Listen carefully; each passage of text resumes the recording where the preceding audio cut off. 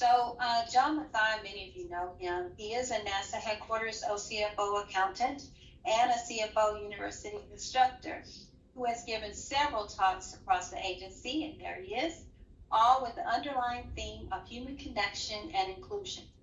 And some recent speaking examples include Fall Forward, a special presentation in 2021 for Headquarters OCFO on behalf of the Headquarters OCFO DEI team, which discussed the topic of how admitting to mistakes and failures can humanize the work we do.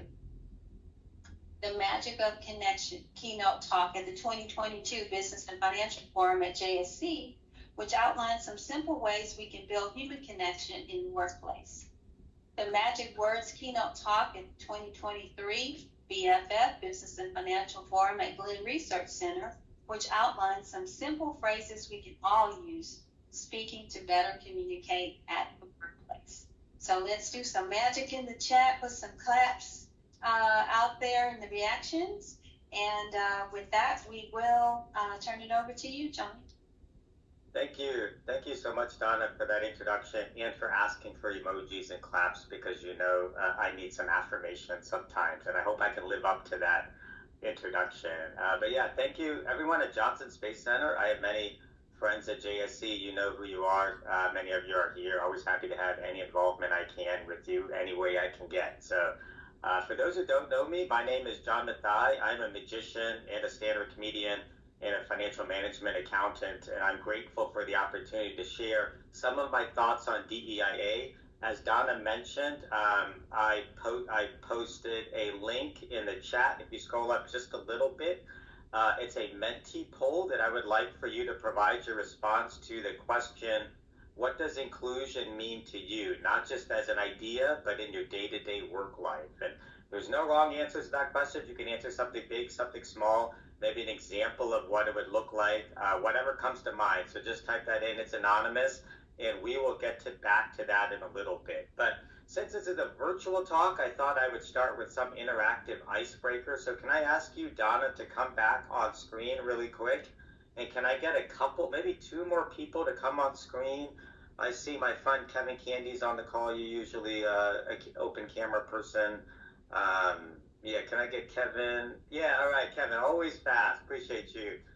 Kimberly, thank you so much. Okay, those are the people I wanted. And we have a, wow, that's a large room of people. Okay, so we will go with, we'll use Kimberly, Kevin, and Donna for this. And I just, I have a prediction in my hand right here, and I promise my hand will not leave the frame for the next 90 seconds, okay? But this is a prediction for a decision that you three are going to make in the next, let's just say 60 seconds or so, okay?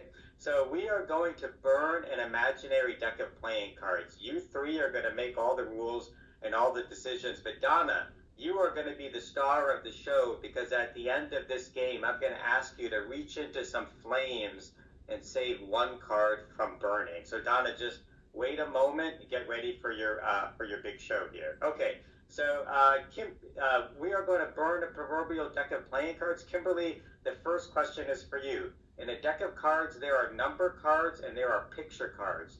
Do you want to burn the numbers or burn the pictures? Whatever you choose, that's what we burn. The numbers. The numbers. Okay, you were very clear. Okay, numbers are burned. No more threes, no more sevens. Just left with jacks, queens, and kings. Men and women. Kevin, the next question is for you. Do you want to burn the men or burn the women? Think carefully. Men. You're sick, Kevin. Okay. No more. Okay, those are men. No more jacks. No more kings. Just the queens are left. Donna, I like the queens all on fire. Remember, I said you are going to be the star of the show because you get to save just one card from the flames. Which of the queens do you want to save? You have the queen of clubs, queen of hearts, queen of spades, or queen of diamonds. Which queen do you want to save? Think about your answer before you respond. Do you have one? Queen, yes, queen of clubs. Queen of clubs. Do you want to change your mind? Do you want to change your mind? Please? No. No. Okay. Wait, can she phone a friend? Can she phone a friend? Which one is it, Donna? Which one is it? I heard a couple things. Which one is it? Well, in the room, there was a big thought that we should go for Queen of Hearts.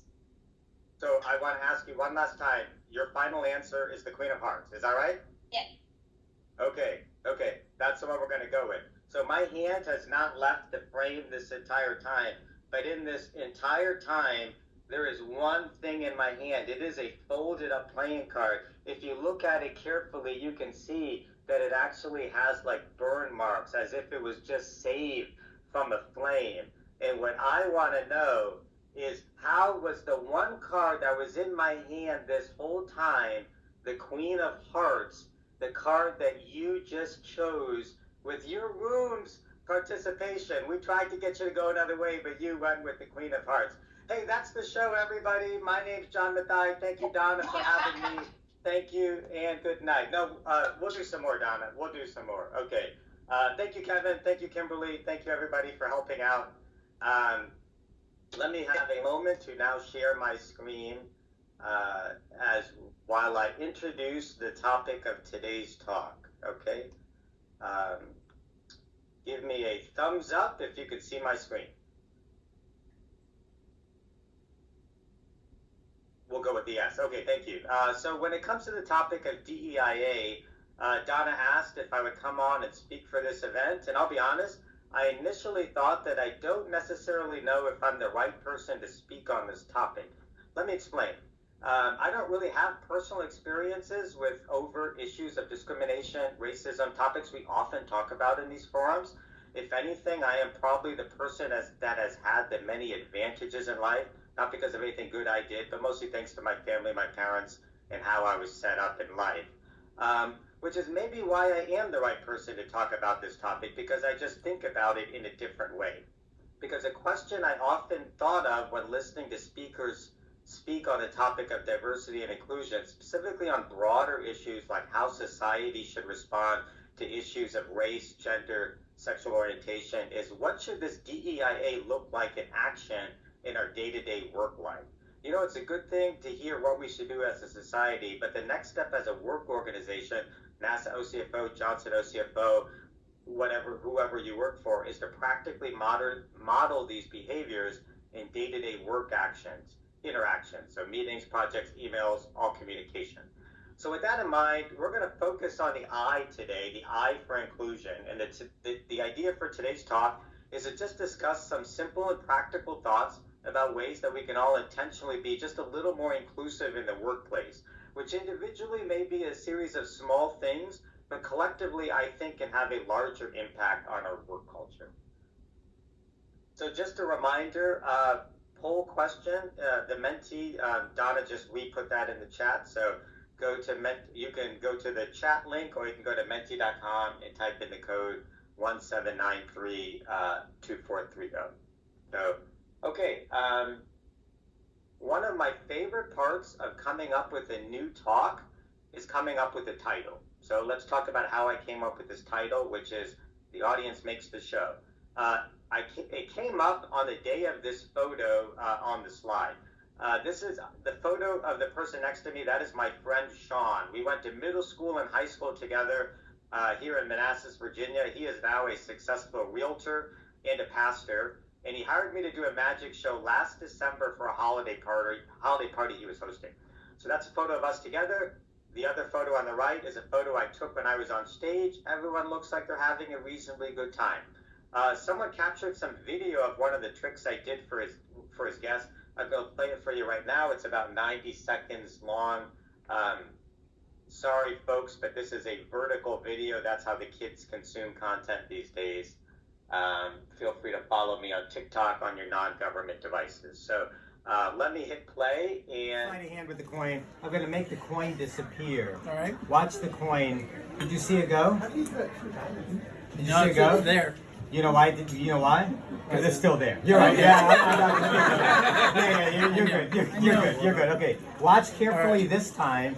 Did you see it go? Just like I with Tiffany, I showed her that thing with angles. Did you see it actually go? Do you know where it went? Do you know where it went? Yeah, don't move, but just turn your head slightly to the left. It's on your shoulder. Okay, watch. This time I want you to watch very closely. Okay, watch. That time. Yeah. That time. No, it's there. It is there, absolutely. Because 100%. they know it's there. Actually, no, it's not there. You know where it's at? On the shoulder. No, it's right over here. Because what I do this secret little thing where that's why I tap you on the shoulder a lot. I'm on personal on people, right? So then if when I actually do this and I actually make it disappear, then where is it? It's back over there. Okay. So this time I'm gonna have you turn closer to me so that you won't miss it. All right. Did you see it go? It didn't. It's right over there. No, it's not. It's not over there. It's on the other side. Thanks, everybody. Round of applause for David. Oh, man. Hey, thanks, everybody, for watching. That's my time. My name's John Mathai. Thank you, Sean. Love you, bro. Thank you, Sean. Thanks, guys. Thank you, Sean. Thanks for watching that video. So why am I self-promoting myself by showing you a video of myself getting an applause? I think that performance looked pretty good, and I think it made me look in a good light. People were giving me hugs at the end of that show. But much like all of social media, it is curated to only tell the part of the story that you want to tell. The rest of the story is not in that video. And so here's the broader end of that story. I did that exact same show the week prior for someone else who hired me, another person I went to elementary school with. Apparently I haven't found a new paying client in 20 years. Exact same show, exact same tricks, in the same order, same, I think, funny lines. I probably even wore the same clothes. So same show, the only difference was, of course, the audience.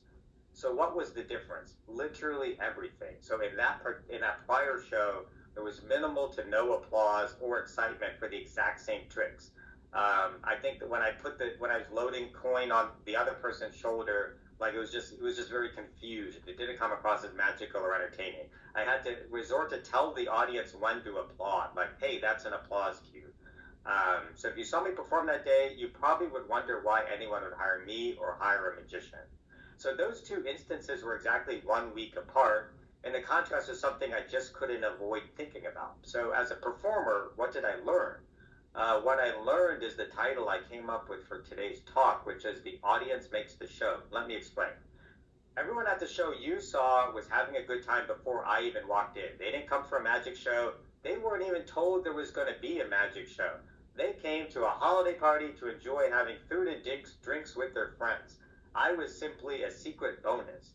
So my job as a performer was simply to keep the energy at a fun and high level that it already was at, maybe bring it just a little bit higher, and hopefully I was able to do that.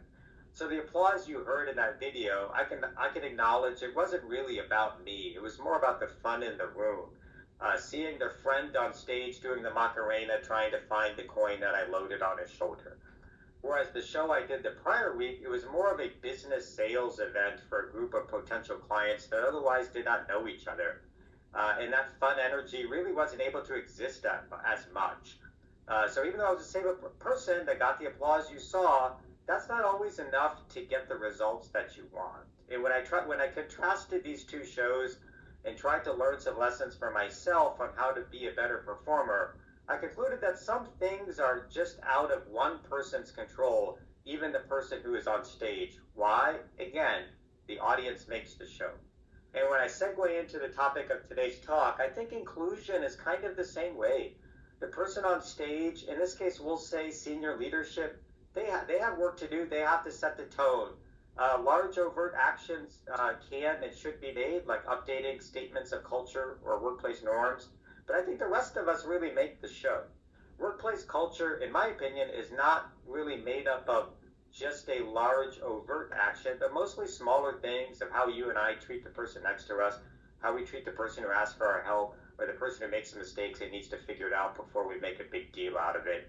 All of those things count, and that's to me where true inclusion is shown. So with that in mind, today's talk is going to be fairly simple. I'll tell one quick story of inclusion and then offer 4 simple thoughts for all of us, and whether you consider yourself a leader or a worker bee or something else, all of us, to adapt to be just a little bit better, hopefully starting today.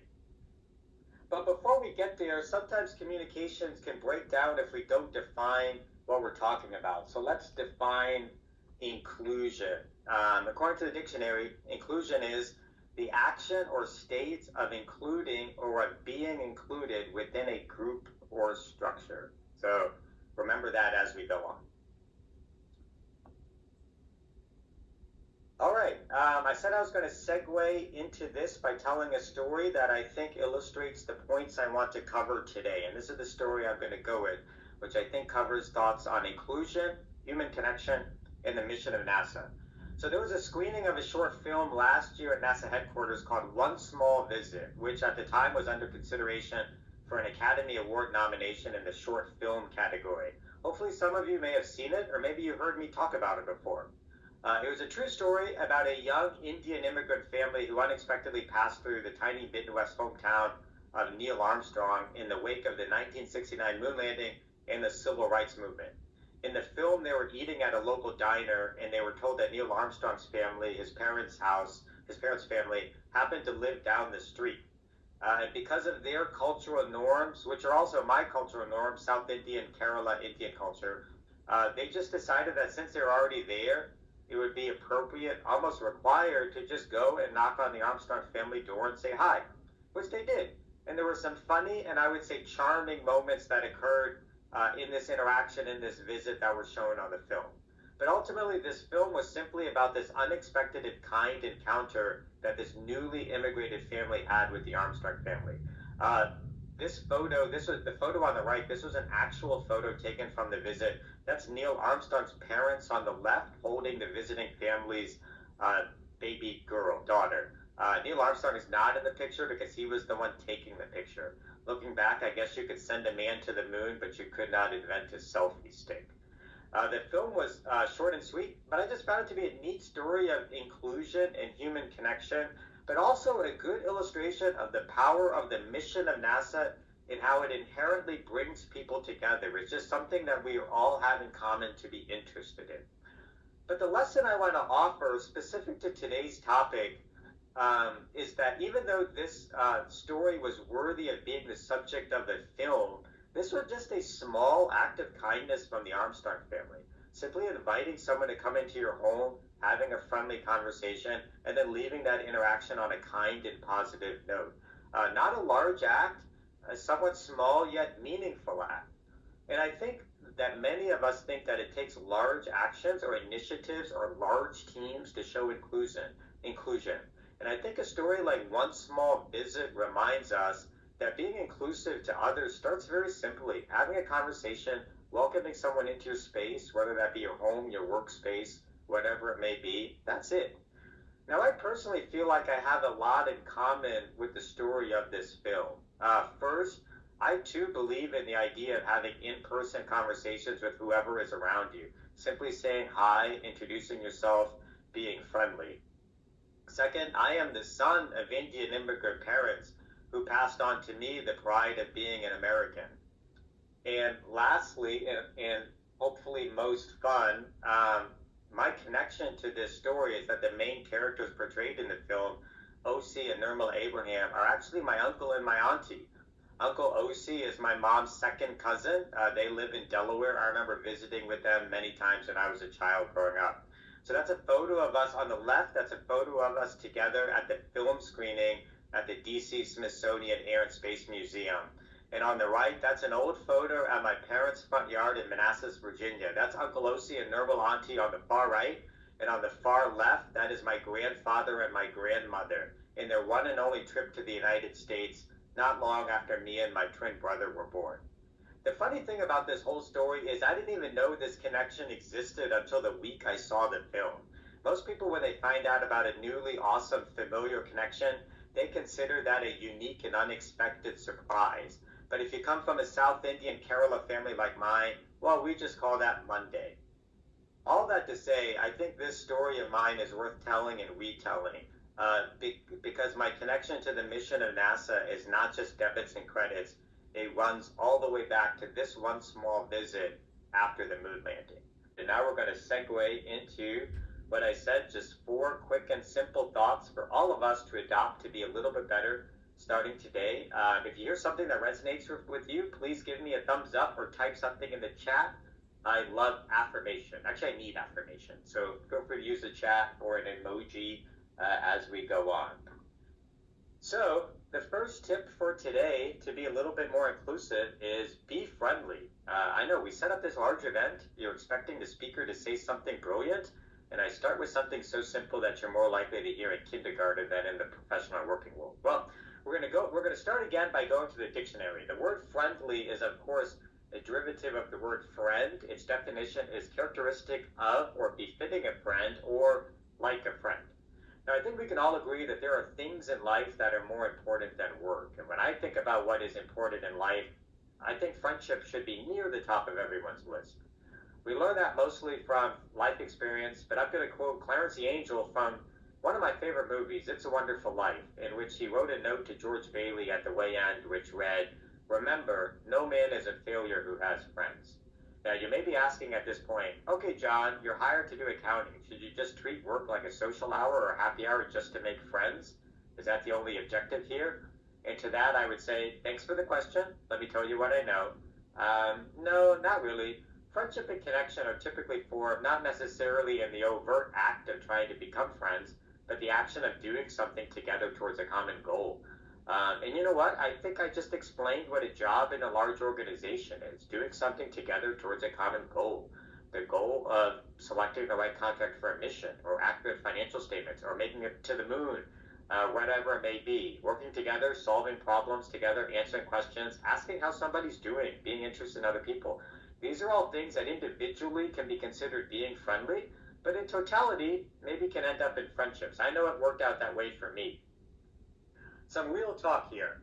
Those who know me well know that I left NASA in 2018. I was a contractor for about 10 years, and all contracts come to an end, and mine did too. And so I was away for about 15 months. And during that time, I didn't know if I'd ever come back to NASA, but during that time, when I look back on my NASA career, I never once thought, remember that disagreement I had with John Smith over the correct posting logic? I was right. Never happened. Not once. Take my word for it. I can be petty, but not once did I think about it that way. But I did have many good memories of time spent with people I now call friends. In many cases, I was able to keep in touch because of that, not because of any technical accounting or work-related reasons, but because of simple friendship reasons. So with that in mind, what is a practical way to think about this to be friendly in the workplace? Now, this question could be the topic of its own 1-hour session, but I'm just going to give you one thought. I'd be happy to hear more in the chat, but I'm just going to give you one thought. Here it comes. I'm going to give myself a drum roll. Become genuinely interested in other people. That's it. I'll say that again. Become genuinely interested in other people. That's it. I read that in Dale Carnegie's How to Win Friends and Influence People, one of the best books of all time. It is like the big secret of the book. So when it comes to being friendly with coworkers, ask about their work, their weekend, the project they're working on that they think is more important than the project you're working on. All of these things count. Michael Darby says almost the same thing. If you ask someone how they're doing, be able to spend time in conversation response. Absolutely. Very simple things. And I'll say this. If a teammate has a different viewpoint on something, like something work-related than you, then follow the same advice and be genuinely interested in how they form their opinion. You may not come to their opinion, and you know what? You don't have to, but be genuinely interested in how they did. I think about the best work relationships I have had. The other person always had a genuine interest, not just in the end result of my work, but my thought process, my random stories that I would interject at inopportune times, and me in general.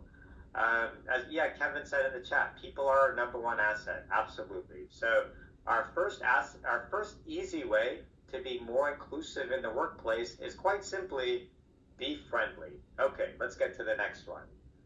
Point number 2, encourage others to speak. Also, simple advice you have probably heard many times before. Now, this advice is for everybody, but I would say leadership especially. Now, just a disclaimer, there are times when, especially if you're a leader or decision maker, that it's your job to speak. So just like all advice, you have to apply wisdom for when to follow it. But in many cases in conversation, especially in the lead up to work, in the lead up to work being decided or being done, we should encourage others to speak. So what are some practical ways to think about this? One thing I'll just say, I think we should understand that everyone thinks before speaking a little differently. So since I'm the one giving this talk, let me tell you how my brain works. I often think through a problem in the act of talking it out with the teammate. So in having conversations with trusted colleagues, usually that's where my brain connects the dots. And unfortunately, I can't usually do that just sitting at a desk by myself. So if you work with me, you already know this about me. So if someone were to encourage me to speak on a new problem that just came up, the first thing out of my mouth will probably not be your rock solid solution. It is more likely to be something that's not yet fully formed, not brilliant, but still trying to connect the dots. But I think of it as probably a good starting point for getting something done. So with my own way of thinking in mind, I think that means that in order to do this idea well, we should encourage others to speak and then give them the room to think about it in their own way before they speak next.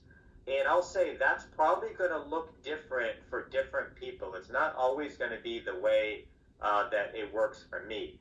I'll say this, I would have never made it to where I am at NASA, and where I am, I guess, is sitting in my apartment bedroom, if I was judged based on the first things that informally came out of my mouth, right?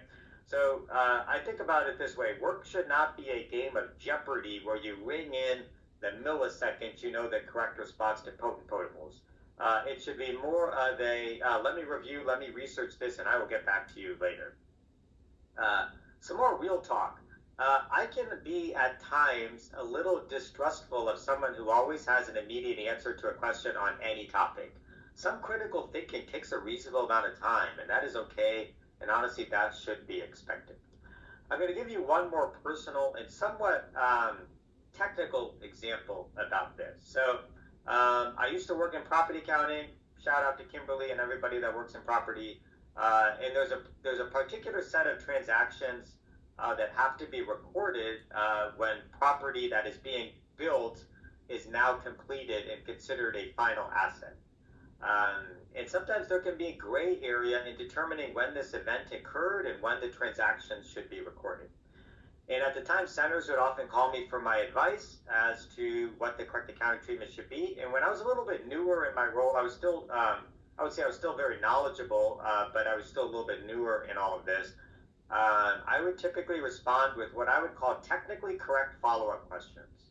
So for example, I may respond with, okay, thanks. So when was this particular NASA form signed by such and such office? Or when was the field in the system flag changed by such and such office? Or other specific technical questions. Not bad questions at all. But over time, I changed my initial follow-up question to a more broad question, which was, so when is this asset going to be used for its intended purposes? And then I just stopped and I let the person talk. And in most all of those cases, I got much more valuable information from the other person with this general open-ended question than if I asked a series of small technical questions. And I found out that the other person usually had a lot more information in the back of their head that didn't come out in their initial question. And at this point, usually the person I was talking to was able to talk through their own conclusion, not because I said anything definitive one way or another. I was just able to frame my question in a way that set us up to talk through the sequence of events in a way that became a little clearer. It was an interesting observation I made for myself that the more technical knowledge I think I gained through work experience, the less I thought I should use it for initiating conversation. Why? Because that would not be encouraging others to speak. It's not that I didn't use the technical knowledge I had, I just employed it a little later in the conversation when the specifics came up and it was a little bit more needed. So don't focus on the exact example I gave. That was specific to my job and my role at the time. But think about framing open-ended questions when it comes to work issues that you get, and then just listen to the response and go from there.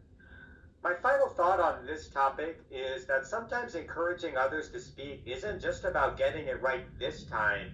It's about creating a work environment where we have the best chance of getting it right all the next times. So our next easy way to be more inclusive is to encourage others to speak, and then just as importantly, listen to what they have to say. Okay, let's get on to point number 3. Share your knowledge. I think a great way to be inclusive towards others is to share what you know. Everyone's job is multifaceted. You do the role you're assigned, but I think it's also part of everyone's job to share whatever knowledge they have about their role to whoever may need it as part of their job. That's just part of work. We all have knowledge around us that others don't have and may need right now or maybe down the road. So regardless of where you are in your NASA career, this applies to you. Share your knowledge. Now, there's 2 ways to do this practically as I think of it. Organizationally, or no, let me say, organically or organizationally. Organically or organizationally. Neither are better or worse, but they're different and work better at different times. So let's talk first about the idea of organically. A quick story. I remember a time many years ago. I was pretty new at NASA, and I didn't know much.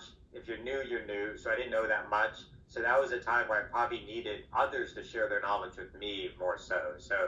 And I remember there was an accounting error that was made. I didn't make the error, but it was in the area that I was responsible for reviewing. So to some degree, it fell under my review responsibilities. And I was a contractor at the time, and I remember one of my Fed colleagues, I didn't know super well at the time, but I do now, didn't make a big deal out of it publicly, just sent me an email and said, hey John, when you have some time, why don't you come over to my desk and I'll show you how I review for this. And to me, that was just a perfect example of organic knowledge sharing, not a large show or event or even a meeting on a calendar. Just something came up, someone saw a situation they could help with, and they did it tactfully. And when I look at a scenario like that, I think it accomplishes a couple things. One, sharing of knowledge that is needed for work. But second, as a new person, I immediately had some loyalty and connection with this teammate for how she just tried to be helpful. That was probably 12 or 13 years ago. I have zero recollection of the accounting issue that we talked about, but I have a very clear recollection this many years later about that person's helpfulness. So look around for opportunities where knowledge you have can be helpful to others, and just reach out. Don't make it any more complicated than that. The second way would be organizationally, which would be a little bit more formal than the example I gave. So setting up share sessions, lunch and learns, even formal trainings. So question, can only management set up formal knowledge sharing sessions? My answer, I'm going to say, is no. I think everybody should feel empowered to set up and do things like this. So if you have some knowledge or abilities that you think could be useful to those around you, a small group of people, maybe a larger group of people, I would encourage you to set up a lunch and learn or some sort of session. Or if you think everybody needs to know it, call Joe McIntyre and see if it's worthy of using our CFO U platform to share with the whole agency. I'll conclude this point by saying that there is intrinsic contentment that comes with being helpful to other people, and that includes sharing your knowledge. These days, I can say I gain more intrinsic job satisfaction from being a CFOU instructor than being an accountant. That is not a slight to my day job. I am just pointing out innate human nature. So our next easy way to be more inclusive to others is share your knowledge.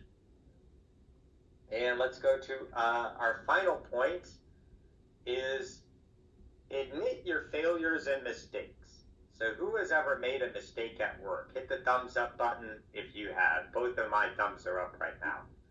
I think I do both of these well, making mistakes and then acknowledge them. Sadly, I am great at the first one of those. Albert Einstein said it best when he said, a person who never made a mistake never tried anything new. I don't think anybody here would say they never tried anything new. So I guess that means simply we all make mistakes. And I think I've just noticed that in a formal professional work environment, we sometimes show the results of our work like we do social media, like the video I shared with you earlier, carefully curated for what we want people to see. And there can be a tendency to hide things like our mistakes and our struggles and our confusion. You know, you don't see people posting on LinkedIn anything other than being thrilled about their promotion or their awards.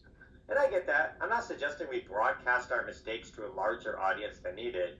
But I do think that if we have a mindset of celebrating our success in public, but never addressing or acknowledging missteps, struggles, challenges on the way, that can inadvertently create an environment where some people think everyone else is smarter than them or knows something that they don't.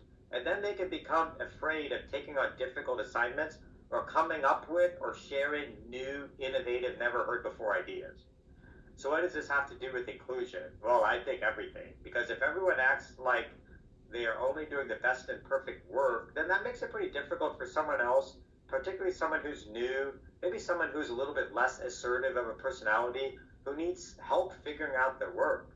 So all I'm saying is I think it's okay to normalize an appropriate amount of failure by acknowledging that it can be acceptable and simply human to make mistakes as long as we're learning from it and pushing forward while doing it. So just to be clear, both sides of the equation have to be here. A mistake just for the sake of mistakes accomplishes less than nothing. So don't anybody the next time you make a mistake write in your JV perch on Mathai. That's not what I'm saying. But a mistake that is acknowledged, fixed, used to learn, maybe teach, and do better next time, now that's the full equation that I can live with. So my quick suggestion to you is this. I suggest that in your work team meeting, incorporate a session into existing meetings called Fail Forward, where you talk about mistakes and failures you may have had and what you have learned. I heard this idea from someone else here at NASA, and then a while ago I stole it for an idea for a talk I hosted here at headquarters for our headquarters diversity and inclusion team.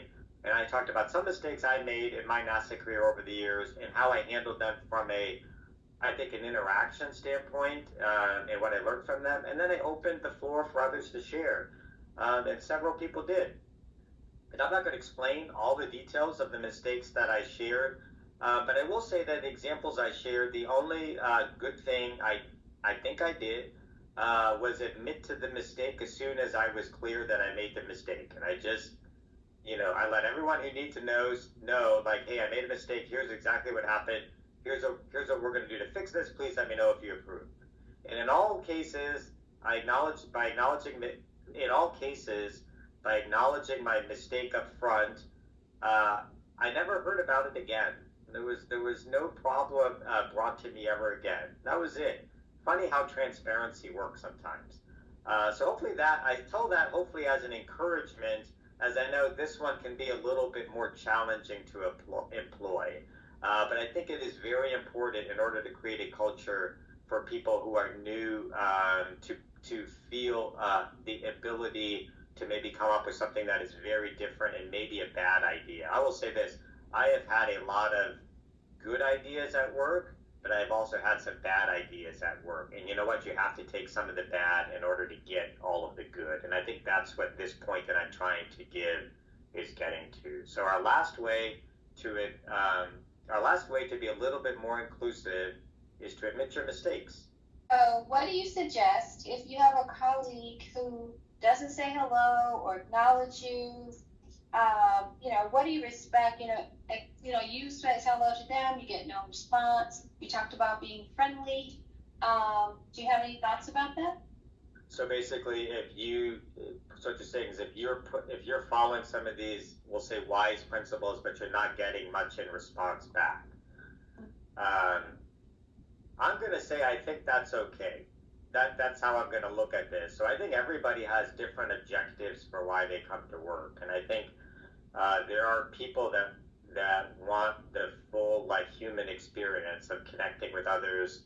I think there are people that have different objectives to work. Some people want the entire human connection experience, and some people do not. And I think I've done this before, Donna. Maybe that's why you asked me this. I think forcing other people to be your friend never works, right? And so that's not exactly how you said it, but that's how I'm going to rephrase it. And I will say that, and I think the other thing is, and this is just something that I've learned over time, is you can control your actions, you cannot control somebody else's actions. And so I think if you extend a good olive branch to others, and you don't get as much, in response, I think you have to live with that. But I will say overall that, sometimes life is a great equalizer, and I think sometimes you get what you put in life often, and I think those that look for connection amongst those around them, I would say probably end up more content. And so I think with that, you just have to accept that and be okay with that not everybody wants to see it your way. So I would be totally okay with that's a good question. I would just be totally okay with having reaching out to other people. But if some people are not looking for anything more than that, work is just professional. And I think that's okay. Okay, I'll just let me just wrap this talk up today. So my closing thought for you is this quote that I have heard attributed to Mother Teresa, which is, if you want to change the world, go home and love your family. Now, just to be clear, I'm not suggesting that you consider work to be your family. I hope everybody has a loving family that they go home to. Not at all. But if I try to unwind and unpack what I think the meaning of this quote is, I think this implies that none of us are individually going to change the world. Now, that may seem obvious to you, but where I live in DC, I think there are people who come here, and at least for a season of life, they think they can. But if we accept that none of us are individually going to change the world, I think that means that the best any of us can do in our lives is to positively impact and help those who are in our sphere of life and influence. And that would include people that we encounter at work. So to me, when it comes to DEIA, that's what our goal should be. Just be kind, be helpful, a little more helpful than you have to be in every situation. And just incorporate some of the things we talked about today. Be friendly, encourage others to speak, share your knowledge, admit your mistakes. And if we can do that, I think we as an organization can be just a little bit more inclusive tomorrow than we are today. And I think then we're taking good steps in it. So that's my talk for today. I'm a very approachable person, so anyone feel free to reach out to me on Microsoft Teams if you want to connect. Thanks again for joining us. Thank you, Donna, for hosting this. Thank you, Joe, also for hosting this. Everyone at Johnson Space Center for having me here. And that's all I have for you. So everyone enjoy the rest of your Tuesday. Thank you, and goodbye. Thank you, John. Thanks, John. Thank you. Thanks everyone for participating, and I hope you have a great day. Feel free to continue to line up the chat. Thank you. Bye.